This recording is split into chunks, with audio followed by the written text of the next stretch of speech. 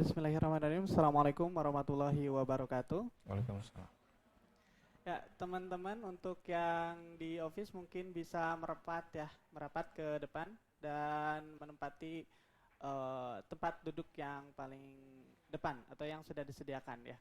Oke, sekali lagi untuk rekan-rekan yang ada di office bisa menempati tempat duduk yang sudah disediakan. Ya, alhamdulillahirrahmanirrahim. Teman-teman, atas kasih sayang Allah Subhanahu wa taala, kita masih bisa menyempatkan diri untuk hadir dalam majelis ya. Untuk rekan-rekan yang online berarti sudah bisa menyempatkan diri untuk melihat kajian istilahnya. Gitu ya. Pak Ustadz, ini kita dilihat atau ditonton oleh Safco Group se-Indonesia ya.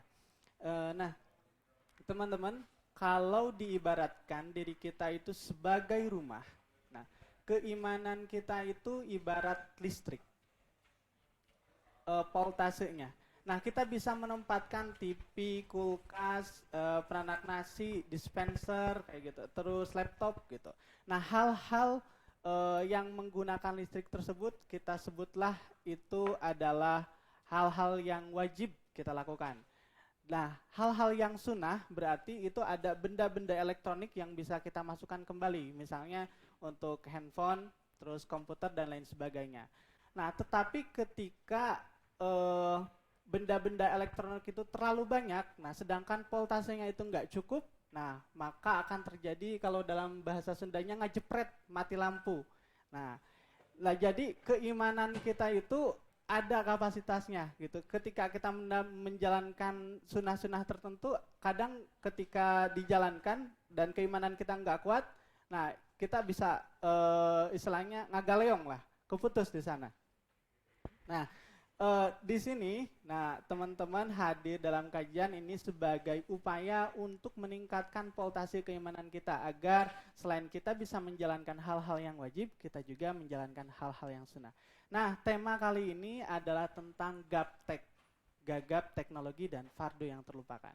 Teman-teman, jadi keimanan itu nggak bakal terlepas dari ilmu, begitu Pak Ustadz ya. Yeah. Nah, jadi karena dengan ilmu kita bisa lebih yakin.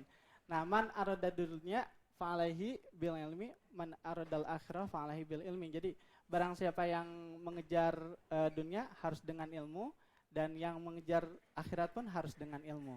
Nah, tapi sekarang ada banyak istilahnya media-media sosial bermunculan, terus untuk hiburan, games dan lain sebagainya pun bermunculan Pak Ustadz. Nah, di sini tentang apa istilahnya software-software untuk pembelajaran juga sudah ada di sini. Nah, bagaimanakah pandangan Islam tersendiri terhadap update kita terhadap teknologi ini? Seperti itu. Dan apakah dengan update teknologi-teknologi ini termasuk juga yang disunahkan oleh Nabi atau diwajibkan oleh Nabi mengenai menuntut ilmu hingga akhir hayat. Nah, di sini kita sudah ada hadir di tengah-tengah kita Pak Ustadz, Hendy Rustandi. Nah, secara CV beliau lahir di Garut 25 Agustus 1979 ya. Nah, beliau ini sudah menempuh S1 Jurnalistik Fakultas Dakwah UIN Bandung dan S2-nya di Komunikasi dan Penyiaran Islam Pasca Sarjana UIN Bandung. Nah, beliau juga pernah mengikuti pendidikan informal ya, Training of Trainer Leadership di Bogor, ada juga di ITB, terus Training Pemuda Entrepreneur BSD, City Tangerang di Banten, terus uji kompetensi penulis buku non-fiksi Badan Nasional Sertifikasi Profesi. Nah, beliau juga sudah membuat atau menerbitkan buku Retorika Khutbah maksudnya di PT Pustaka Media Pratama Indonesia di tahun 2016.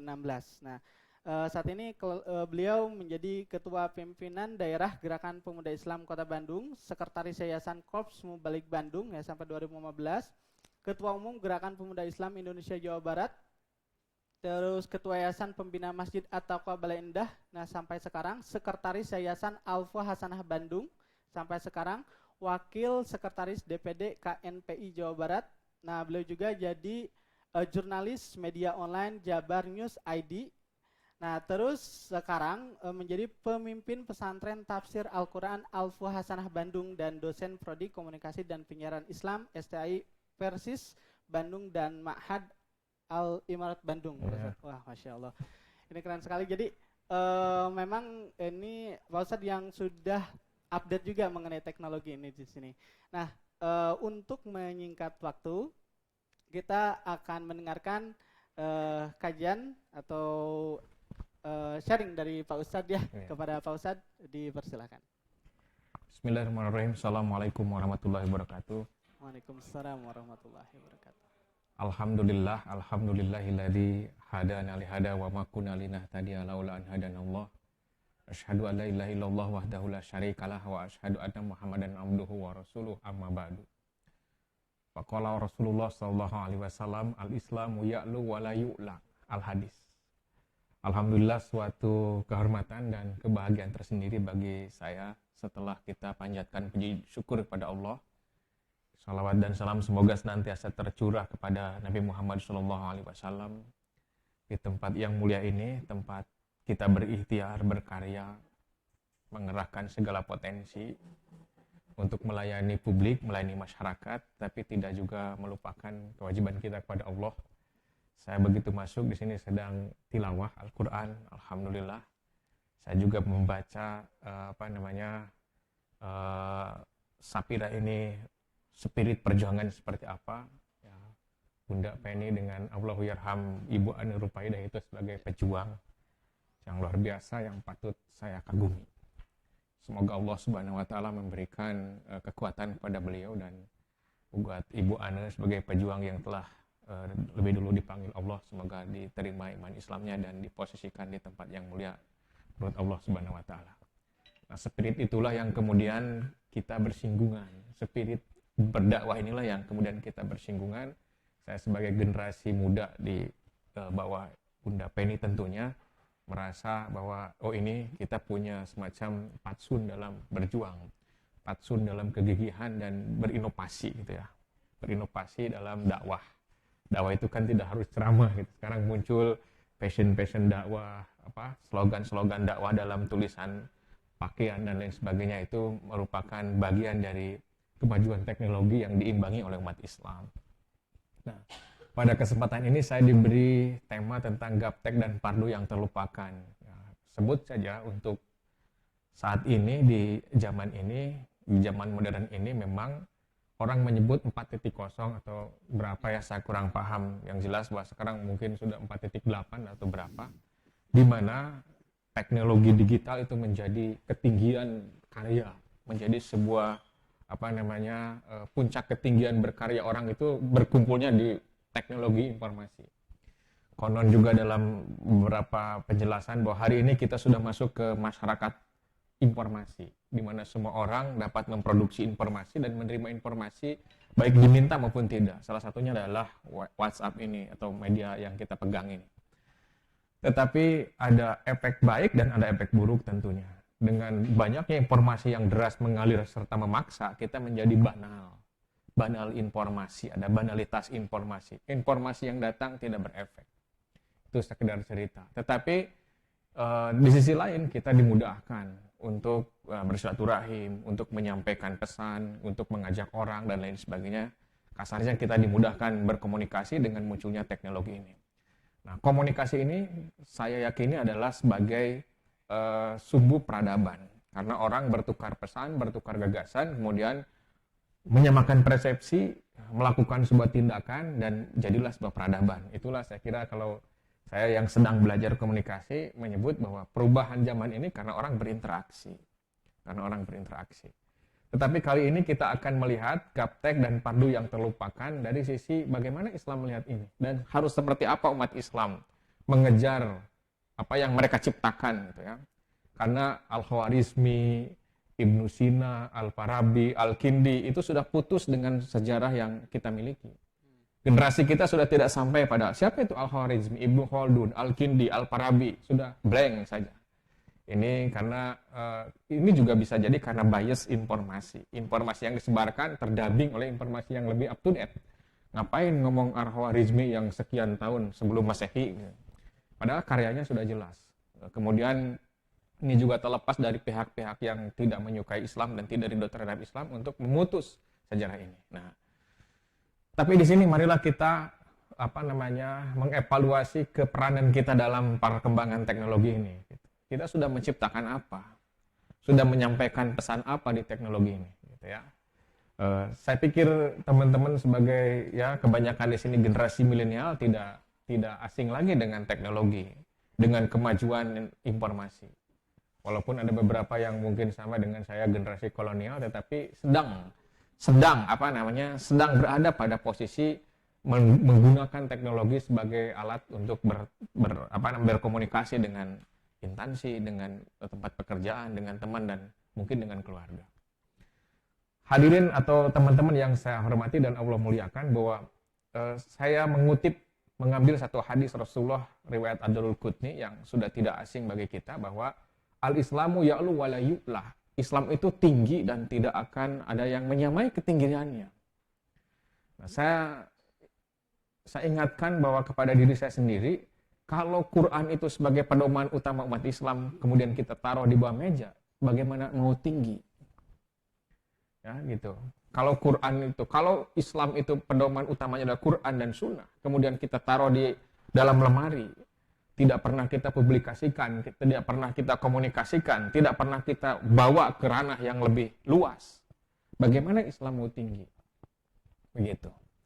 Nah, bahkan di awal saya ingin memberi analogi yang paling klasik terhadap gaptek dan teknologi dan kewajiban dakwah yang dilakukan oleh orang-orang zaman dulu. Misalnya di sebuah tempat yang, ini contoh yang sangat klasik, sebuah tempat yang susah mendapatkan air bersih misalnya, orang mencari air itu untuk minum dan cuci pakaian itu ngambil dari sungai yang jauh, kemudian ada yang dipikul, ada yang dijinjing, ada yang digotong dan lain sebagainya.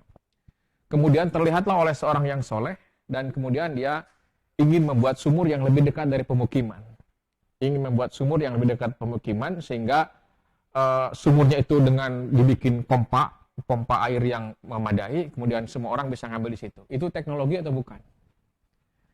Orang yang memutus kebiasaan mengambil air ke sungai dengan jauh, kemudian orang membuat sumur, membuat pompa air, kemudian orang bisa ngambil itu teknologi.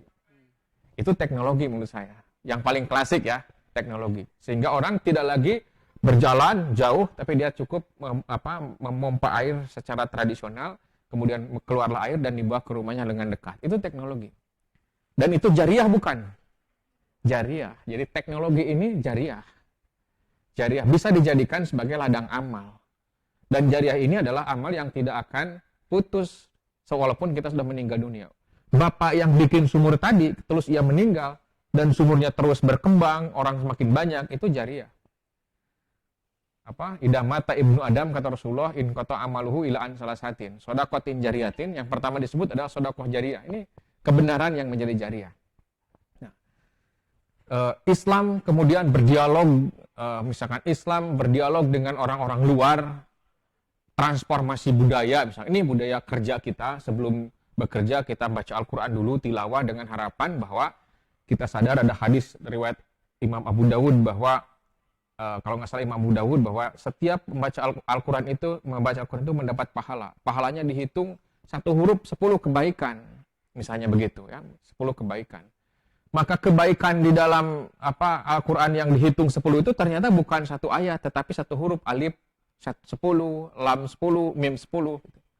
Maka apapun yang kita lakukan setelah membaca Al-Quran pasti ada kebaikan. Kata orang sini mungkin berkah. Dan berkah itu saat diterjemahkan adalah kebaikan yang datang tidak pernah berhenti. Berkah itu kebaikan yang disusul dengan kebaikan yang lain. Ya. Jadi pertanyaan saya dalam poin pertama adalah al-Islamu ya'lu wa la yu'la. Islam ini tinggi dan tidak ada yang menandingi ketinggiannya, mengalahkan ketinggiannya.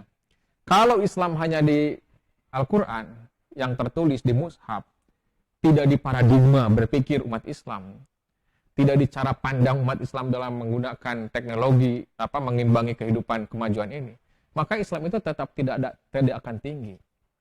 Saya sering berdiskusi, ikut seminar, ikut diskusi tentang ekonomi syariah di Indonesia misalkan.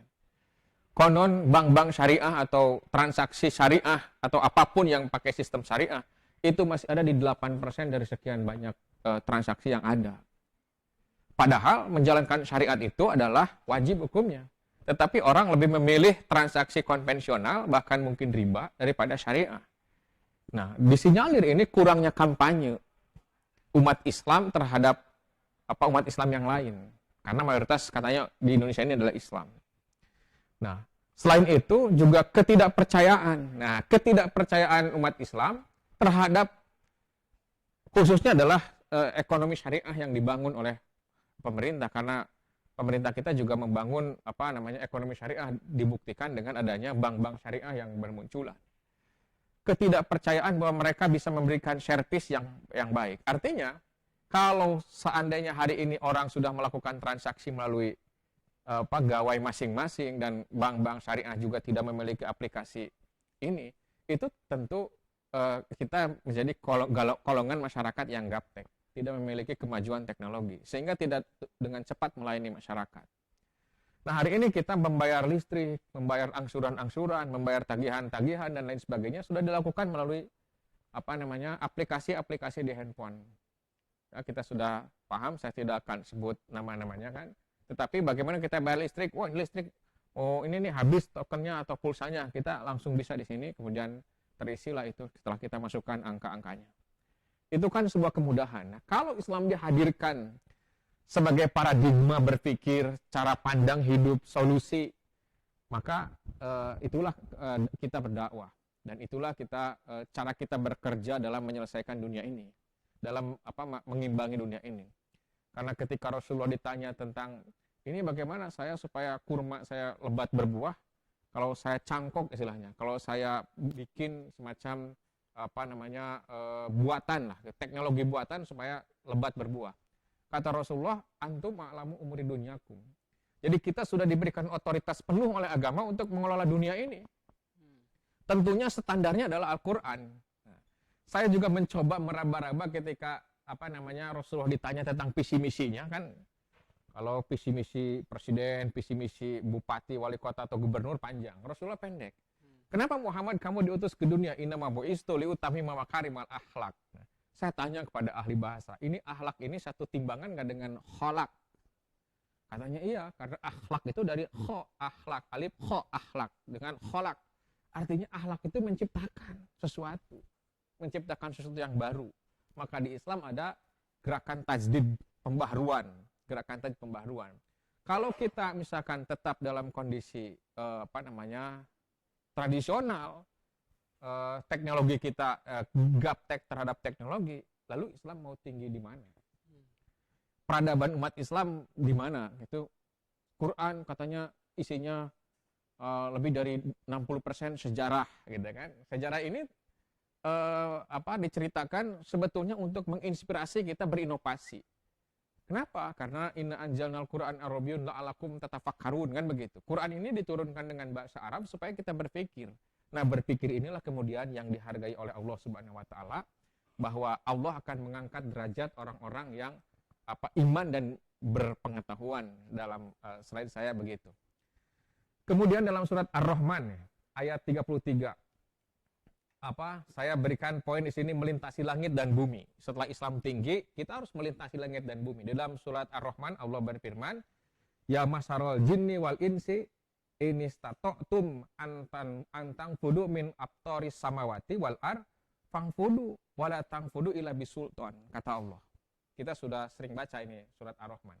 Wahai jamaah jin dan manusia, jika kamu sanggup menembus dan melintasi penjuru langit dan bumi, maka lintasilah. Nah, dulu orang tua saya sempat menasihati bahwa nanti itu orang sudah lagi tidak memanfaatkan bumi sebagai sumber pencaharian, tetapi mereka sudah juga merambah ke langit. Bisnis di langit, nggak kebayang bisnis di langit bagaimana. Karena saya pikir waktu itu orang baru bisa bisnis di bis kota. Ya, waktu saya kuliah di UIN, mau ke apa namanya, alun-alun itu kan naik bis kota nih. Orang ada yang dagang apa permen segala macam. Ini di langit gimana cara naiknya? Saya bilang. Ternyata hari ini semua orang sudah berbisnis langit. Internet ini kan bisnis langit. Ya, ada satelit, ada apa? Sampai jam berapa ini? Sampai jam 9.30. 9.30 ya. Masih ada sebentar lagi ya.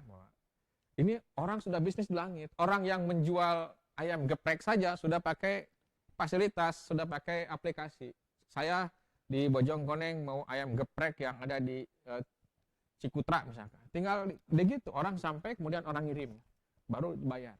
Itu kan menggunakan satelit, Bu, Pak. Itu adalah menguasai langit mereka itu. Tidak lagi menguasai bumi. Karena bumi sudah agak hampir nyaris bumi ini sudah tidak ada ininya. Sudah tidak ada nilainya ya, karena sudah habis dikuasai orang maksudnya. Kita tidak bisa menjual apa-apa di bumi. Tinggal apalagi di langit sudah ketinggalan. Nah, kata Allah, kalau kamu bisa melintasi langit, penjuru langit dan bumi, maka lintasilah. Lintasilah ini adalah fi'il amr. Fangfudu ini fi'il amr kata para santri di tempat saya. Apa itu amr? Perintah. Kalau kamu bisa dan punya kekuasaan untuk menguasai langit dan menguasai bumi, lintasilah, atau menembus langit dan bumi, lintasilah. Pangfudu wala tangfudu illa bisultan, dan kamu tidak akan bisa melintasi langit dan bumi kecuali dengan kekuatan, artinya kemampuan berilmu dan pengetahuan, berteknologi gitu. Kira-kira begitu. Kemudian ini janji Allah yang kita harus ingatkan bersama, bahwa yang kalau perlu tagih pada Allah Subhanahu wa taala, bahwa wa idakila insuzu pangsuju yarfa'illahu ladina amanu minkum waladina utul ilma darajah wallahu bima ta'maluna khabir. Ini surat Al-Mujadalah ayat 11. Allah Subhanahu wa taala, dan apabila dikatakan berdirilah kamu. Nah, berdiri di sini bukan nangtung ya, menyangga badan dengan dua kaki. Tetapi artinya kalau kamu harus ke depan, maka ke depanlah memimpin peradaban ini gitu ya. Dan ingatlah bahwa Allah Subhanahu wa taala yarfa'illahu ladina amanu minkum wa utul ilma darajah. Allah akan mengangkat beberapa derajat ketinggian, kemuliaan orang-orang beriman dan berpengetahuan ya. Berpengetahuan ini sekarang diakses melalui teknologi. Saya kagum menyebut misalkan ada aplikasi pembelajaran yang ruang guru. Itu luar biasa. Anak-anak bangsa kita sudah luar biasa. Itu kemajuan teknologi. Kalau itu dipakai dakwah, sudah barang tentu dahsyat pengaruhnya. Sekarang anak-anak SD sudah wajib, seolah-olah wajib pegang handphone, pegang gadget ini. Karena untuk apa? Untuk belajar. Ini teknologi. Gak kebayang, gak terhitung keuntungan provider dari kejadian ini, dari kejadian pandemi ini kan gitu. Gak kebayang. Mereka yang cerdas, mereka yang berpengetahuan menguasai semua. Orang kelepak-kelepak kalau nggak ada kuota, kalau nggak mengakses internet, orang kelepak-kelepak nyaris mati lah. Apalagi kita yang bekerja di tempat modern seperti ini. Kalau nggak diakses internet, bagaimana? Nah, untung kita sebagai muslim yang tidak gaptek dan kita juga berdakwah. Teman-teman sekalian di tempat ini di produk ini adalah produk dakwah. Dan saya membaca tulisan tentang bagaimana berdirinya Safira ini. Tadi yang saya sebut bahwa Bunda Penny ini sebagai pejuang jilbab di Kota Bandung dulu bersama almarhumah Ibu Ani Rupaidah itu yang saya baca. Dan saya tadi sudah disampaikan di awal, tujuannya adalah berdakwah. Dan sekarang dakwah, jangankan kita membuat produk, Pak. Ceramah begini sudah harus diindustrialisasi. Kenapa demikian? Ya kita harus masuk ke Zoom, harus masuk ke internet, harus bagaimana orang membawa tim dan lain sebagainya. Dan saya sering mengatakan di tempat-tempat di mahasiswa, karena saya mengajar di KPI Komunikasi Penyiaran Islam, ingat bahwa kamu ini adalah belajar komunikasi untuk menyiarkan Islam. Saya bilang begitu. Artinya kamu ini adalah calon-calon mubalig nih. Belajar komunikasi untuk menyiarkan Islam. Ketika kamu menyiarkan Islam, maka sekarang sudah lagi tidak zaman panggungnya adalah mimbar-mimbar, tetapi panggungnya adalah dunia digital seperti ini. Catatan saya, karena kita terbatas, kita harus berdialog, catatan saya adalah dalam pandangan Islam, ilmu pengetahuan dan teknologi digambarkan sebagai cara mengubah satu sumber daya menjadi sumber daya lain yang lebih tinggi nilainya. Jadi kalau kita bekerja tidak menggunakan teknologi canggih, kita ketinggalan tentu. kemanfaatan waktu kita menjadi sangat terbatas ya. Tuh, jadi lihat surat Ar-Ra'd ayat 11. Innallaha la yughayyiru ma biqaumin hatta yughayyiru ma bi anfusihim ya. Surat Ar-Ra'd itu perubahan ya. Kita harus mengikuti perubahan, harus memimpin perubahan ini. Harus memimpin perubahan ini karena Allah tidak akan merubah satu kaum kecuali kaum itu merubah dalam dirinya sendiri. Kita harus memimpin, kita harus di depan gitu ya, kita harus di depan. Kemudian Al-Qur'an telah mendorong manusia untuk berteknologi supaya kehidupan mereka meningkat. Yakinlah dengan menggunakan teknologi kita bakal ikut kaya. Itu aja secara ininya. Upaya ini harus merupakan gambaran dari rasa syukur. Kita menggunakan teknologi itu bersyukur kepada Allah yang menghadirkan orang-orang pintar, menciptakan sarana teknologi informasi yang begitu hebat. Kita bisa sebagai user di dalamnya dan kita bisa menyampaikan pesan-pesan kebaikan dan bahkan kita bisa meningkatkan kapasitas kemampuan diri kita. Teman-teman sekalian, bahwa hari ini adalah bukan satu-satunya atau bukan puncak peradaban yang sedang kita nikmati, sedang kita jalani.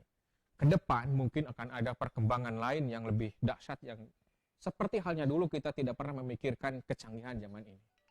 Oleh sebab itu, kita siapkan faida farogta pangsob kita ini teman-teman di sini. Kalau sudah selesai kesungguhan mengerjakan sesuatu dengan sungguh-sungguh, maka bersungguh-sungguhlah, bersiaplah menyongsong pekerjaan yang lain. Ya, pekerjaan ini ibadah. Apa yang teman-teman lakukan di tempat ini adalah berdakwah. Menurut saya begitu. Dari bacaan saya, dari apa yang saya ketahui bahwa yang lembaga ini lakukan adalah dakwah semata-mata. Tetapi kemudian dakwah ini tidak hanya sekedar bagaimana merubah situasi pemahaman orang dari buruk menjadi baik, tetapi merubah keadaan orang dari situasi yang buruk menjadi baik. Ekonomi yang tidak maju menjadi maju. Nah itu ya. Jadi sekali lagi bahwa kita sedang melakukan dakwah di tempat ini.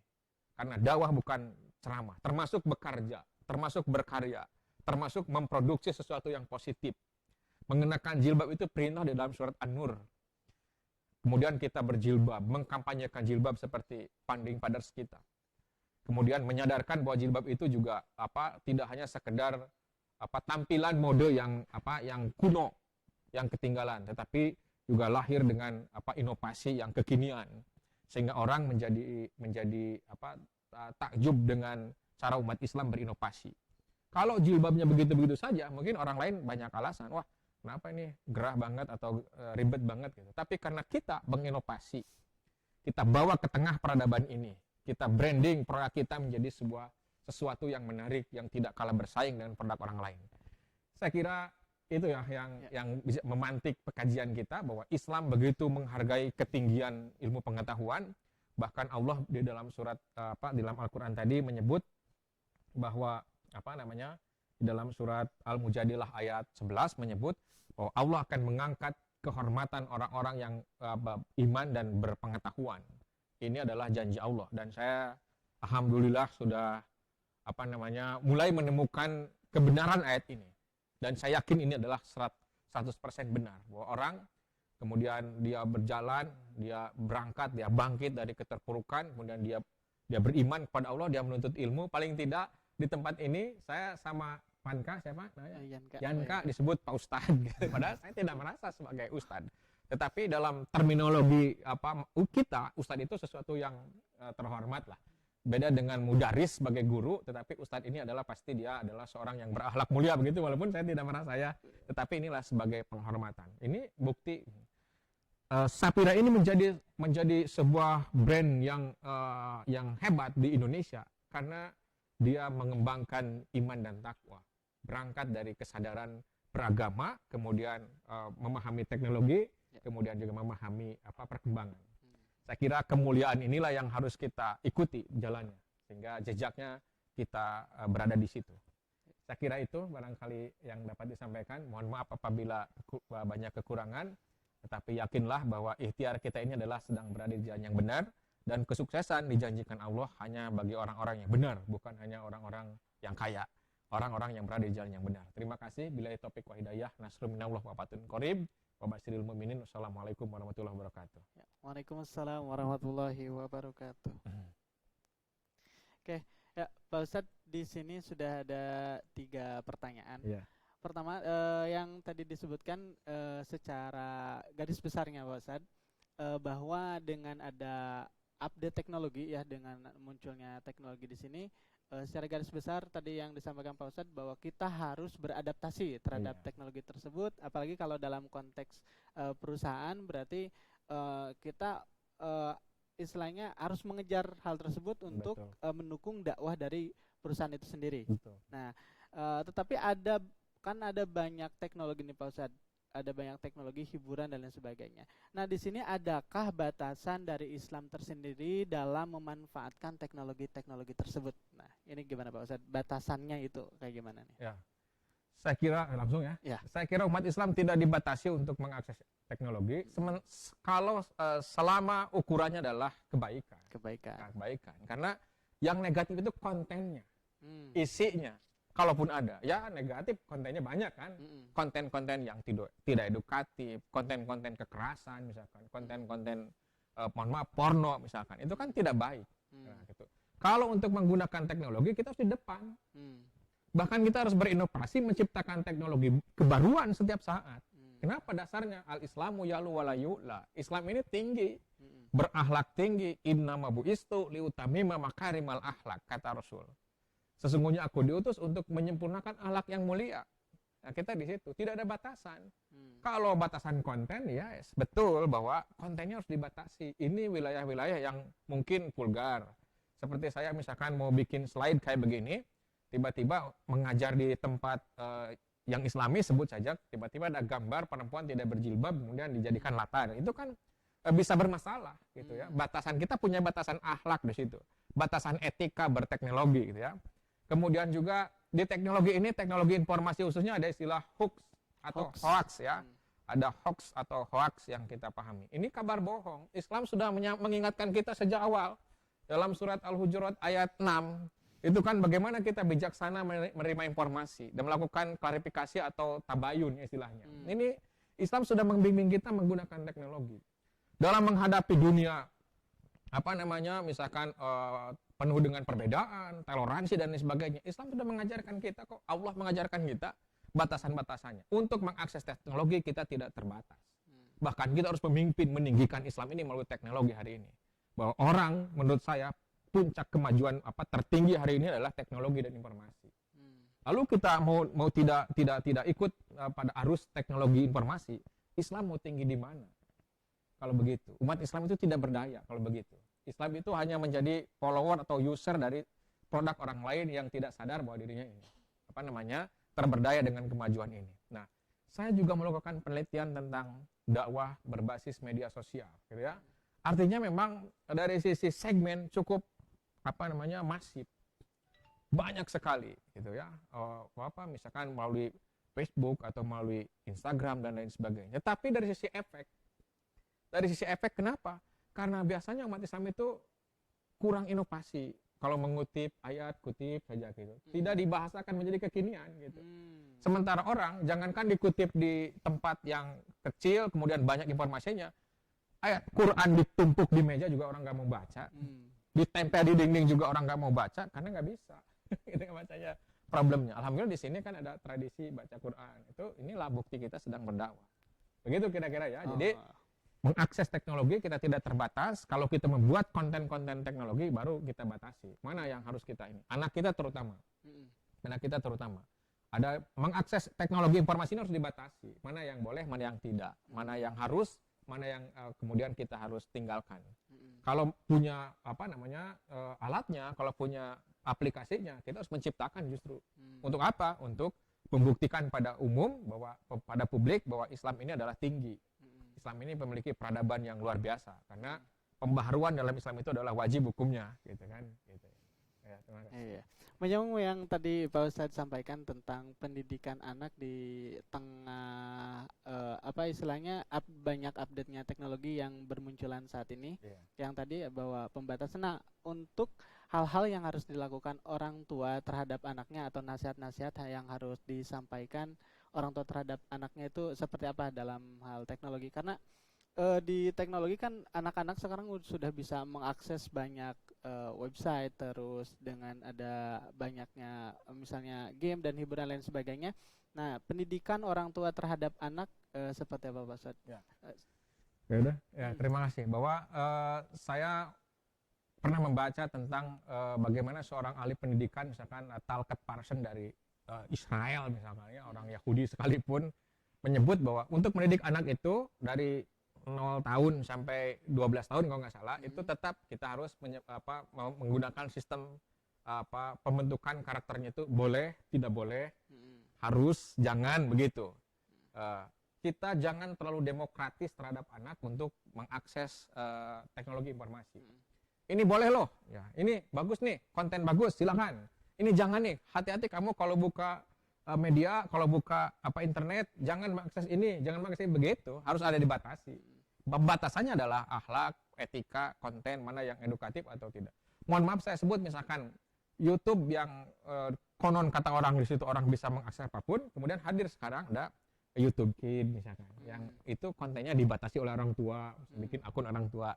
Inilah mungkin secara universal, secara umum orang juga memberikan batasan-batasan.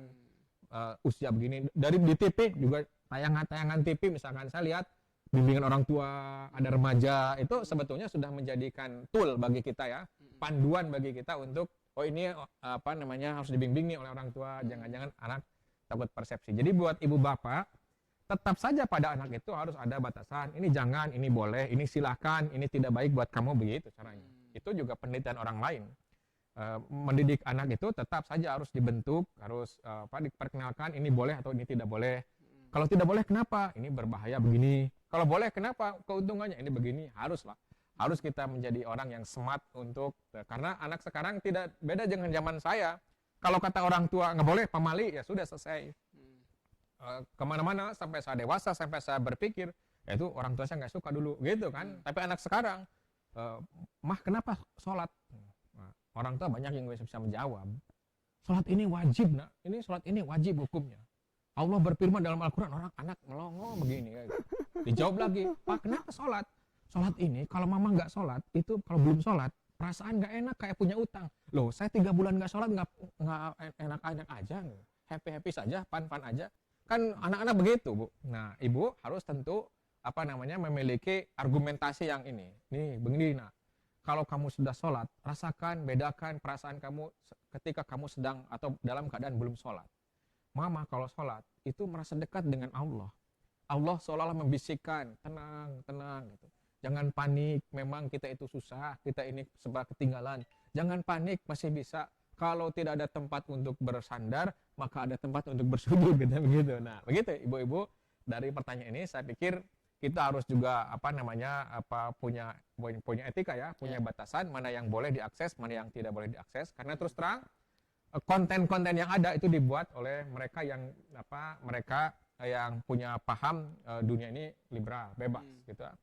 Ini hak asasi manusia ini, orang mau kalau kalau suka akses silahkan nikmati, kalau enggak ya tinggal, nggak usah rese kan begitu.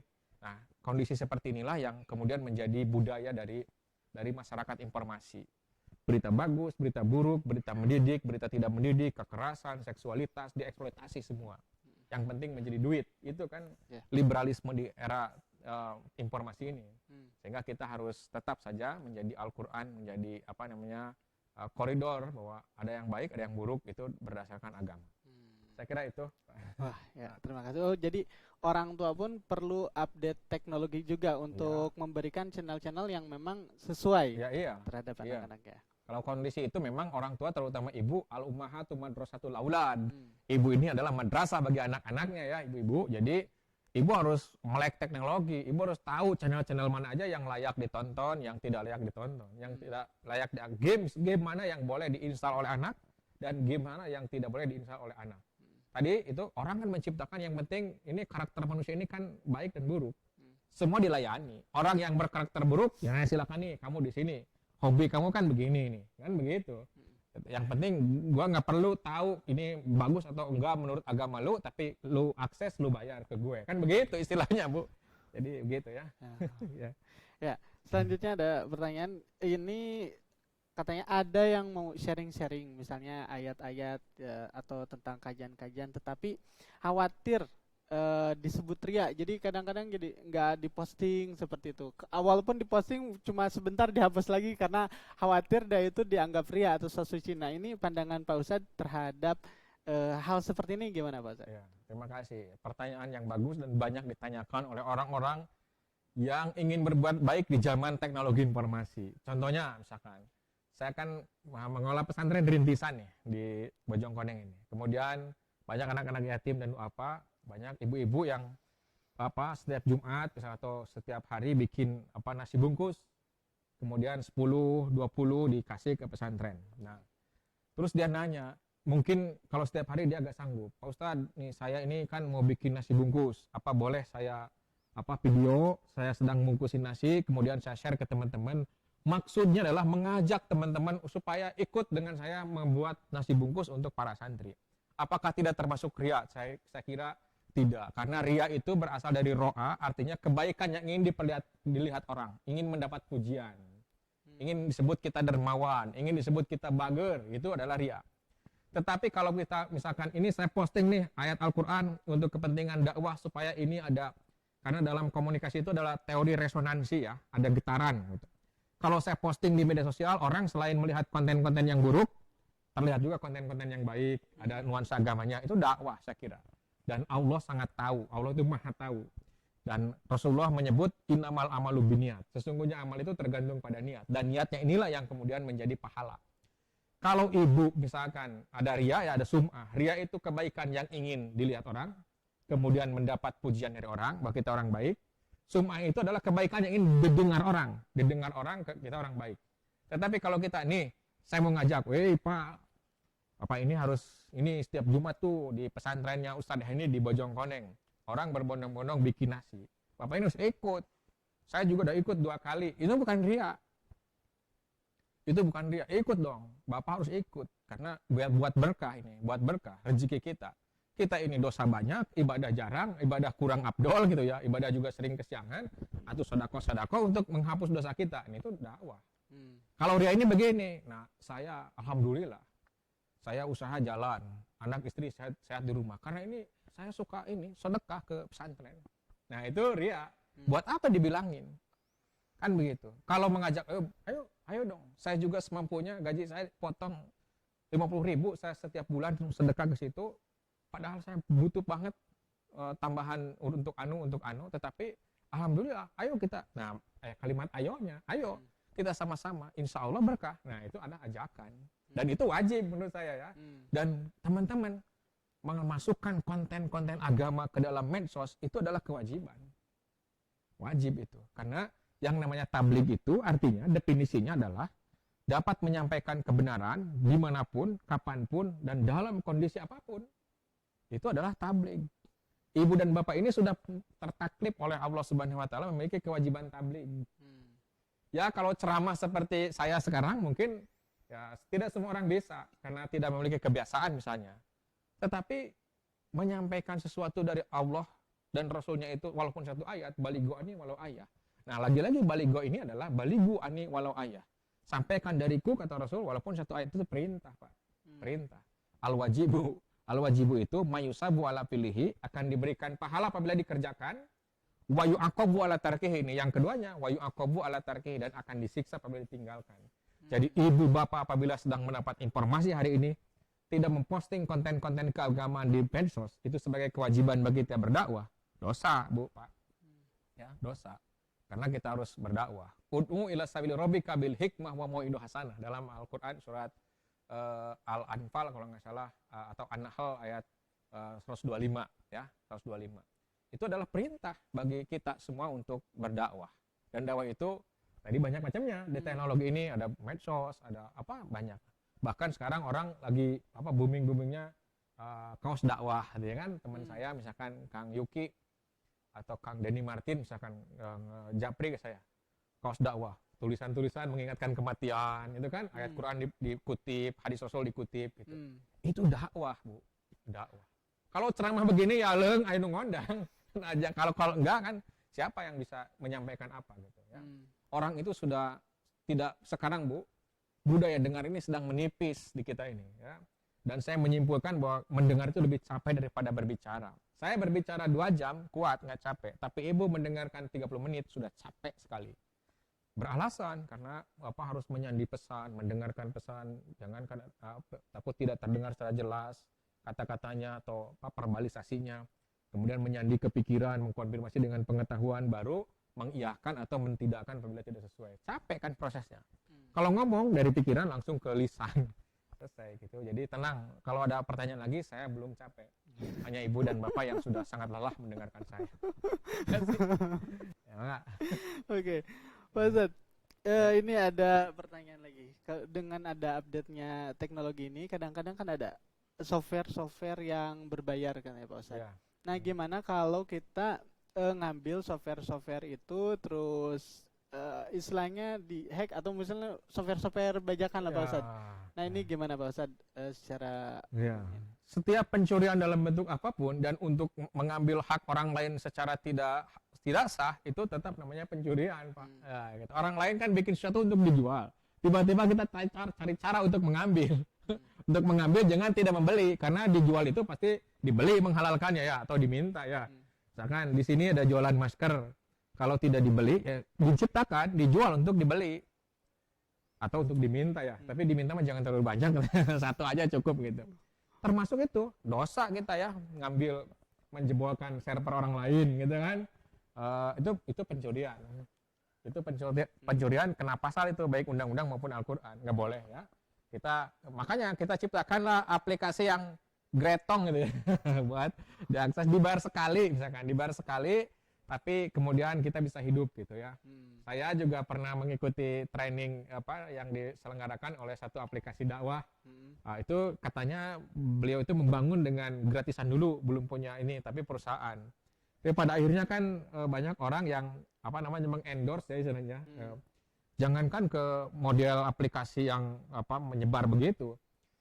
Pak, ke perorangan misalkan, ke ustadz, ke artis, banyak produk-produk yang di-endorse kan yang menjadi seseorang terkenal, public figure, kemudian menjadi papan informasi, papan sosialisasi atau papan promosi. Begitu. Jadi untuk pertanyaan yang ini tentu mencuri dalam bentuk apapun, mengambil hak orang lain, milik orang lain dengan tidak sah, dengan tidak diketahui ukurannya, apabila orang tahu kita mengambil itu, orang lain itu marah atau tersinggung, itu adalah dosa. Mencuri ya. Mencuri, nggak tahu, saya bukan polisi, tahu pasal berapa tuh mencuri itu. Pasalnya. Tapi Allah tidak mengizinkan kita untuk mengambil hak orang lain dengan batil. Ya, terima kasih. Ya. Oke. Terus Pak Ustadz, ini ada pertanyaan agak sedikit nyeleneh nih Pak Ustadz. Ya. Pak Ustadz, gimana kalau kita menonton video YouTube di dakwah nih, video YouTube dakwah di YouTube nih.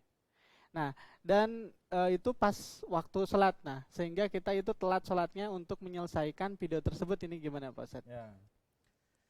Ya, kadang kebaikan itu dilakukan tidak selamanya baik, ya. Kebaikan yang dilakukan tidak selamanya baik. Kenapa demikian? Karena bisa jadi kebaikan itu menghalangi kebaikan yang seharusnya harus ditunaikan segera. Nah, sholat ini kan kebaikan yang harus dilaksanakan tepat waktu dan segera. Tiba-tiba kita menonton sesuatu walaupun konteksnya dakwah, tetapi kan itu bisa ditunda. Siapa bilang nonton YouTube nggak bisa ditunda? Bisa ditunda. Ya, begitu. Jadi kalau sesuatu yang menghalangi ini adalah lahwun, istilah Qur'annya lahwun.